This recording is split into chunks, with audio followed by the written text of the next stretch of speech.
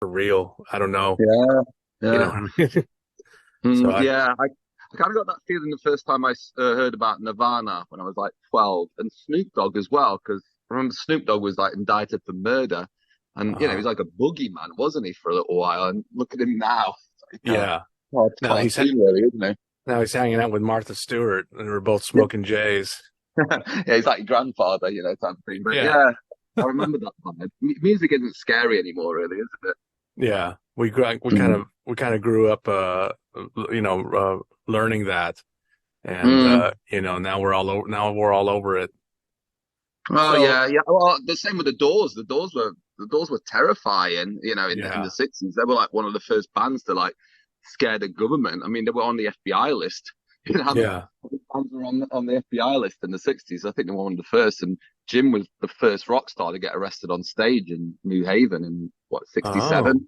Yeah, okay. so for swearing, and now it's just like it's nothing because he broke down all those barriers. No, I had a period of I went through a Jim Morrison phase. Mm. You know, Riders in the Storm started off with the hits. You know, you Yeah, get yeah. the best of the Doors, Mm. and then So, about the time in the '90s that Oliver Stone's movie came out too, kind of mm. sealed the deal for me on that. Yeah, yeah, I love that fucking movie. I know a lot Yeah, of Doors fans are like, "Well, it's not realistic," but it doesn't matter. It's a Hollywood movie. I think they got the spirit right, and yeah, everyone always tried to make out that Jim was an angel, and I'm sure he wasn't as big an asshole as he was in the movie. They had to concentrate on the rock and roll aspect, but oh he yeah, did die. He did die young, so he did do all the drugs that. Val Kilmer did in the movie, the Jim Morrison and Val Kilmer. So, yeah, but yeah, he was a bit more multidimensional, and that's what's so great about. I mean, when I was a kid, I never even knew he made movies, so hmm I'm sure a lot of other Doors fans don't know about that either. So, there's a lot more to the man. He was a Renaissance man, really. He wasn't a one-dimensional person like in the Oliver Stone movie, but he was definitely right. wild. So you have a book, Jim Morrison, The Genius of an Unsung Filmmaker.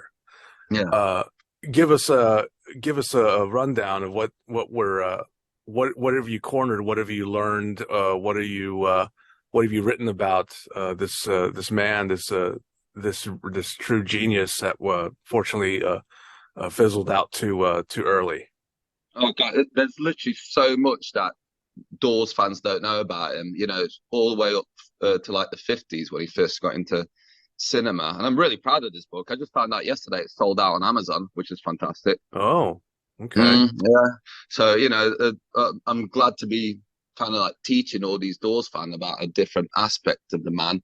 He could, that was his original love. He wanted to be a filmmaker. That's why he went to UCLA and he met Ray Manzarek there, the keyboard player. So there wouldn't be a Doors if Jim didn't want to become a filmmaker. So and because they became such massive superstars, he didn't really have that much time to concentrate on making movies Hmm. 100%.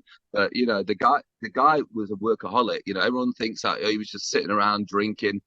He did that, but he was working non-stop. He was working on poetry. He made a feature film in 1969 called Highway. He helped make music videos. They were one of the first bands to make, artistic music videos, not just like corny little studio videos that the Rolling Stones and the Beatles were doing. They made like anti-protest music video for the Unknown Soldier, Hmm. and Jim gets shot in that movie like a martyr, and Yeah. it's just got all these really fascinating cinema techniques that he learned at UCLA from like, the masters like Godard and Fellini and Renoir, Bergman, and his favorite was Sternberg. And he was also his teacher at UCLA. Imagine being taught cinema from one of the masters. So he had a lot of Hmm. technique. Yeah, absolutely. And And your particular scene, your particular speciality or specialty, I don't know, you say one way, we say it different here, uh, is filmmaking. You are also a filmmaker. And so, yeah, uh, absolutely. Yeah.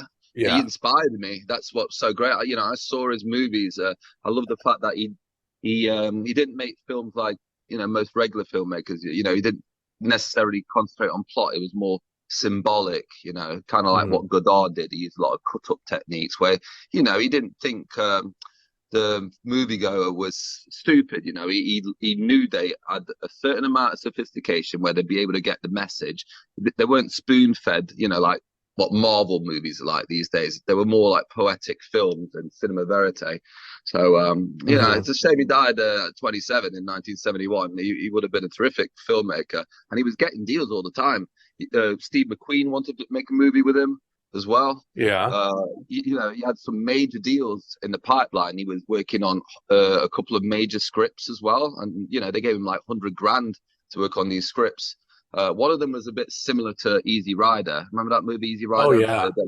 Yeah, yeah.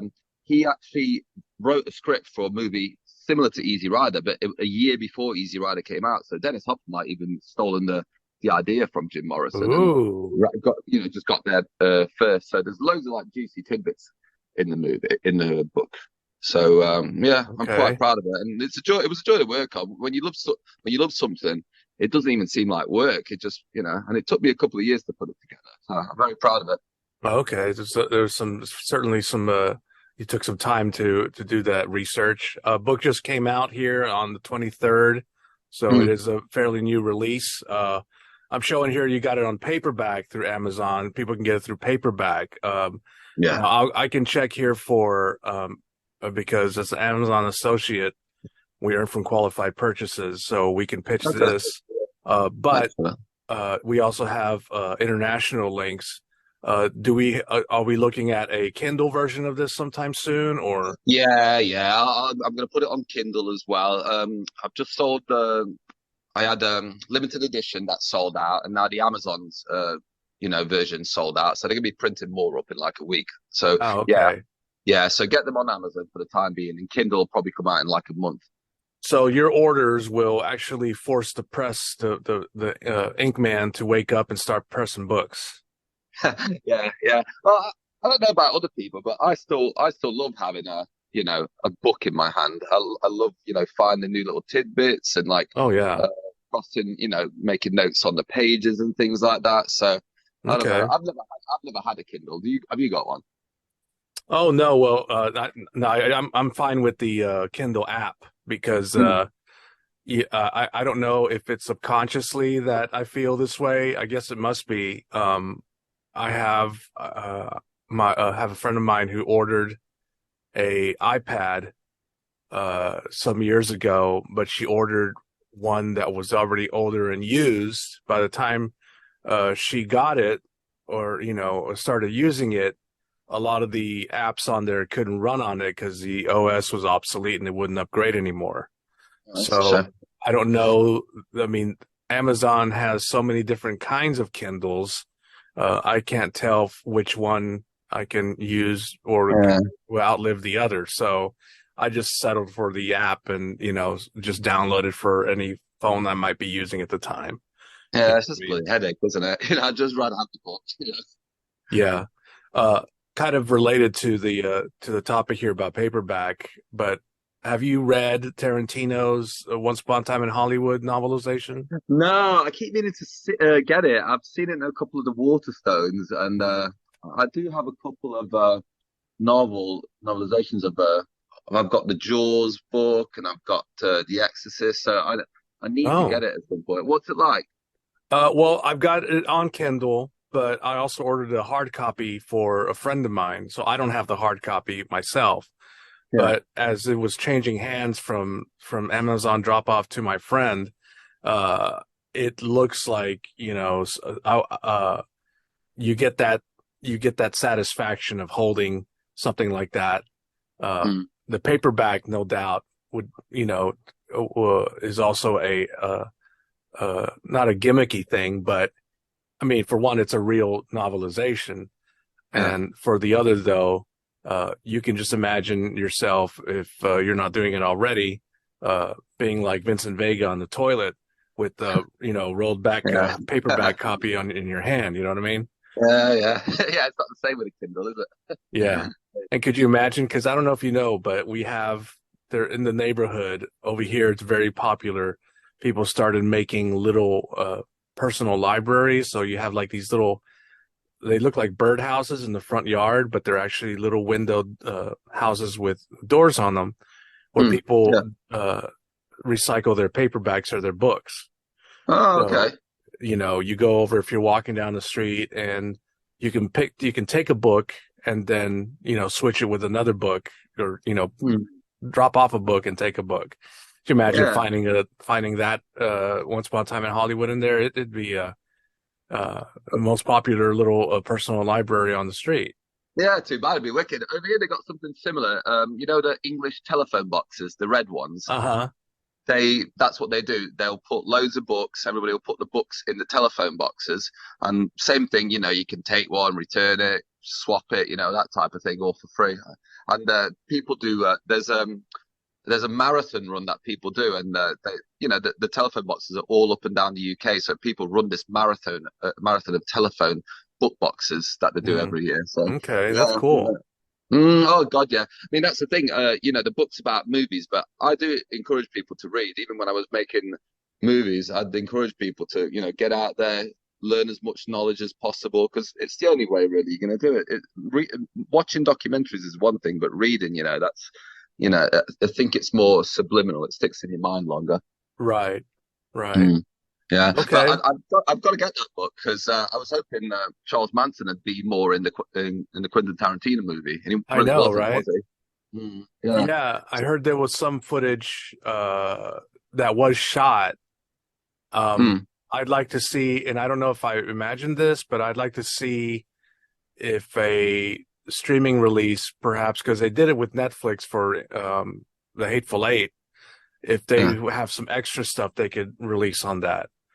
He mentioned doing something about that ages ago, Tarantino said. When Yeah, this movie first came out, he talked about releasing it on Netflix, and then it came out on Netflix, and it was the same movie as the cinema. So you never yeah, know, he might do something. But I bet there's yeah. loads of footage that he did of Manson. Do you know you know about that actor playing Manson? Didn't he play him before? So yeah, so he was on Mindhunter. Yeah, Uh, he was great in that. oh my God, I was like, I can't believe, and it's good that they held it off until season 2 to show that. Mm. But we were all waiting for it. We're like, okay, we're seeing all these interviews with all these like notorious serial killers. When are we going to see Manson? And it did not disappoint. They Oh dropped god, that and he thing had the like, beard, and I think he's even like the same height. He's Manson was quite short, wasn't yeah, and it's just weird that out of coincidence that happened the way it did because. he? Oh Because I yeah, think by the yeah. time he got cast for it in Once Upon a Time in Hollywood, he had just learned or was about to learn that he was going to play him on Mindhunter. So that's just weird. But It's you great know, that is. Yeah, maybe there's a third run for him somewhere along the line. I wouldn't be surprised. I mean, I don't know if you saw Charlie Says. It's got the guy from Doctor Who playing Manson, and he did a really good job. Actually, you'd never know he was British. He had a Uh-huh. great, yeah, he really pulls off the charisma and all that. And Jim Morrison actually met Charles Manson because Manson was in the Process Church, which was a cult, Uh-huh. and Right. yeah, and Morrison met him at one of the meetings for the Process Church in Los Angeles, and someone gave him one of the because they used to give out zines, like the little music zines, but except for Yeah. this was a port. That's what Morrison was giving one day, and who knows, maybe it was Manson who gave it out to him. Wow, you just triggered something here because you brought up Process Church, and Mm, I remember the first time I heard about that yeah, was when scary, Skinny isn't it? Puppy came out with the Process album, Oh yeah. and it's based on it talks about basically the name of the album is The Process, and it's specifically about the Process Church. Uh, You'll have to send me that. I don't even know. I used to be in a band with a drummer. He used to love Skinny Puppy, yeah, and yeah, Christian, and yeah, but yeah, I didn't know about that. yeah, So yeah, that's you have to send it's me the that. last one. It's Rick Rubin produced it for his American recordings studio. No shit. And Oh, it was the last one that used Dwayne Geltel's final uh, samplings or final work. yeah. So, and it was actually, they were already breaking up about this time. So the Mm. recording process was somewhat tedious because everybody was scattered everywhere. and Dwayne had already died, I believe. So it was kind of it was a miracle they were able to pull it together for it at all. But it's got some great stuff on there. They're on their last tour, unfortunately. And they weren't, I was hoping they'd come here through Dallas, but they skipped all around us, they went San Antonio. I think they did Houston and Austin, and then skipped right over us, went straight to New Orleans. So, hopefully they'll put another leg of the tour, because I want to see those guys before they're gone. Yeah, it's heartbreaking when the bands skip your town. It's like that over here, sometimes they won't even come to England. They'll go to like Germany and Spain and stuff like that. So yeah, what do you do? And I'm banned from entering America, so I can't even go over there. What?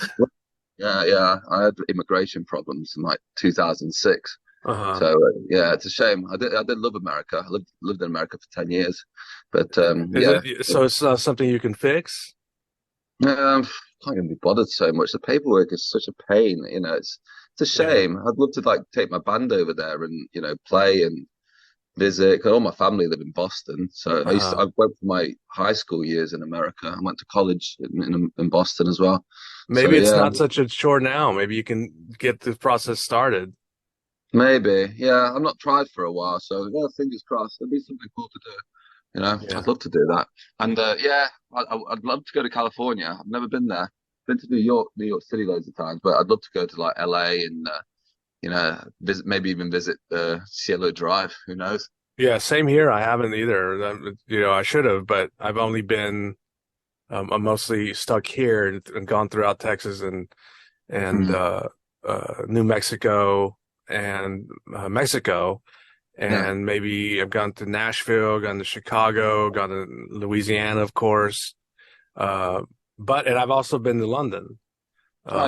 So that's about as far as I've gotten. Oh, at the time it was right before, it was the same year, early in the same year before 9/11. It was a completely different time, and we hooked up with some friends over there who were into also local band promoting and this and that. And we only spent about a week there. But we went up into the Camden Circus and Electrics. Oh yeah. I love it. I love Camden. Yeah, there was a lot of good music coming out in the early 2000s. There's all that. What was it, like the Vines and the Hives and the Strokes and Interpol, great rock music. Oh my God, that was a good time right there. Yeah, Brian Jonestown Massacre. Yeah. Oh yeah. Dandy Warhols, I'm thinking them right now. Yeah, you got it, man. Yeah. Yeah. All right, bud. One day, we never know. Meet up in California. What is it? Nine Inch Nails recorded at Cielo Drive, didn't they? What was it? That's right. Yeah. That's right. Want to know something freaky? On the night of the Manson murders, not everybody was killed that night. There was a guy who was in charge of the grounds, and he was in his little hut that night listening to music.